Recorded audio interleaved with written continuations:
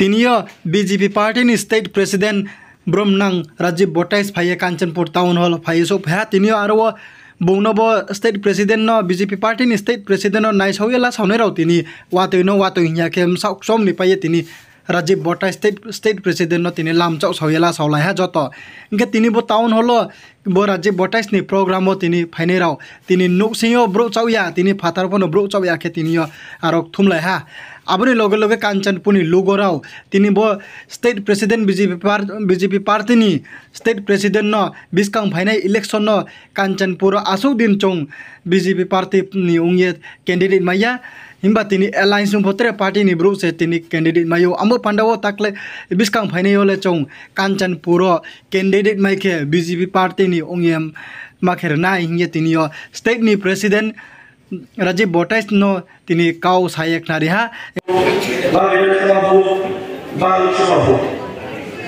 আমরা সর্বদা দলে যে কোনো মুহূর্তে যে কোনো জেলাতে কোনো আদেশ আসবে আমরা অক্ষরে পালন করব। বিশেষ করে রাজ্য সভাপতি আমি দৃষ্টি আকর্ষণ করব, আমরা 2018 থেকে এনআইসি আমরা ভোট দিয়ে কাজ করলে 2023 থেকে বিশেষ করে আমি যখন মহাসভাপতি হই 44টা বুথ কমিটি আমাদের পূর্ণ হয়েছিল সে সময়, বাকিটা আমাদের পূর্ণ হয়েছে।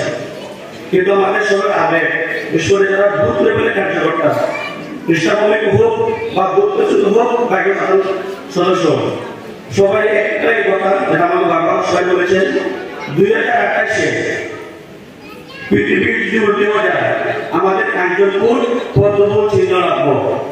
এটা আমি বারবার অনুরোধ করবো, কেননা প্রতিটা বছর আমরা দলের কাজ করি যে কোন কাজ হোক, কিন্তু ভোট দেওয়ার সময় যেটা আমার নৈতিক দায়িত্ব দলের ভোট দেওয়াটা কত করে আমরা সেটা পাই না। তো আমি যেদিন দায়িত্ব পাই মনসবের প্রথমে মন্ডলে আমি যাই, সেজন্য দরকার কথা বলেছি কাঞ্চন মন্ডল কথা দিয়েছি। আমি আমার শরীরে একদিন তো রক্ত থাকতেও আমি 28-এ পদ্মপুর চুম্বল আনবো কাঞ্চনপুরে, তার জন্য আমি জেলা সভাপতি জেলা সভাপতি যেটা আমাদের দাদা সব আমাদের সাথে থাকেন, আপনি এই ব্যাপারে একদম সিরিয়াসলি রাজ্য সরকার বলবেন সঙ্গে সঙ্গে। আমি রাজ্য সভাপতির সঙ্গে আমার 2025 কাজ করছি, তার সকল নেতৃত্বে 2021-এ ওনাকে রাজনৈতিক অভিজ্ঞতা বা যতটুকু কর্মকর্তা আমরা আরও জানি। আমি আশা করবো 2028-এ তাপস পদ্ধতি এবং তাদের নেতৃত্বে কাঞ্চনপুর পদ্মপুর প্রতি ঘরে ঘরে পড়বে। তার করতে পারে উত্তর 15টি মিলে 11টা বিধানসভা। যদি আপনি আমাদের পদ্মপুর দেন 11টা বিধানসভার মধ্যে কাঞ্চনপুর বিধানসভা সবচেয়ে হাইয়েস্ট ভোটে ভারতীয় জনতা পার্টি 2028-এ জয়লাভ করবে। তো আমি বেশ কিছু বলবো না, আপনারা সবাই 10 থেকে সবাই এখানে এসেছেন।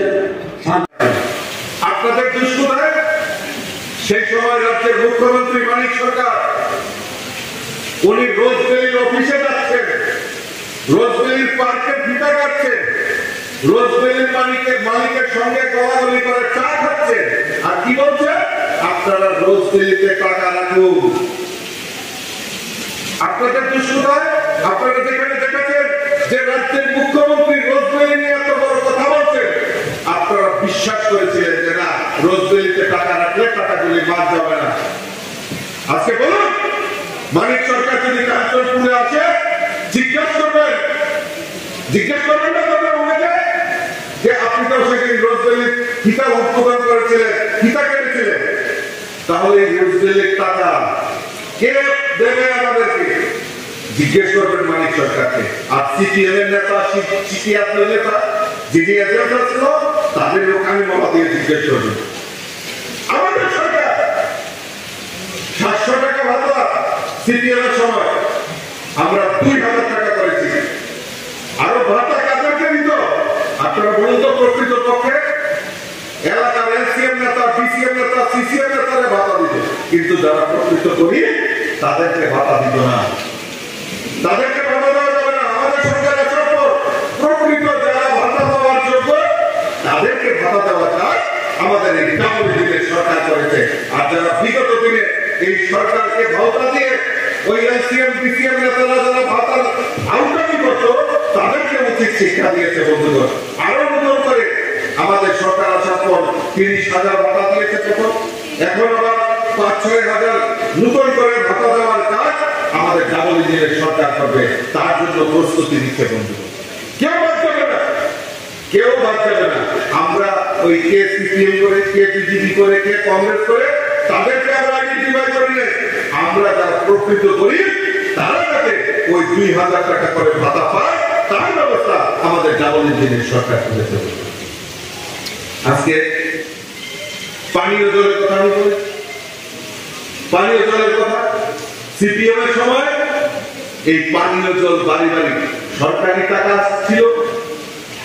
আজকে লক্ষ লক্ষ টাকা সেই সিপিএম এর সময় ওনারা কি বলতো যে না ত্রিপুরাতে স্বর্ণযুগ চলছে, স্বর্ণযুগ চলছে। আমি জিজ্ঞাসা করতে চাই সিপিএম এর নেতাদেরকে, ওই মানিকবাবুকে আবার জিজ্ঞেস করতে চাই, জিতেন বাবুকে জিজ্ঞেস করতে চাই, আপনারা সেই সময় তো বলতে যে ত্রিপুরা রাজ্য স্বর্ণযুগ চলছে।